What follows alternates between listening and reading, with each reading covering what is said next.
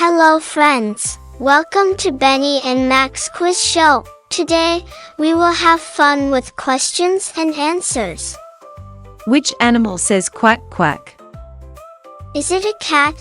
No, cats say meow. The answer is duck. Correct. Ducks say quack quack. How many days are in a week? 7. Woof, woof. Correct. 7 days.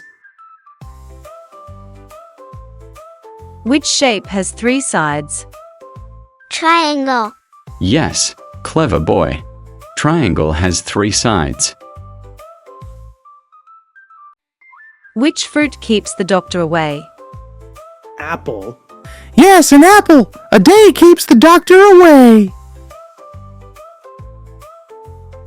What is 5 minus 2? It's 3. Correct. Nemo. What do plants need to grow? Water and sunlight. Perfect answer. In which season does it snow? Winter. Woof, woof. Yes.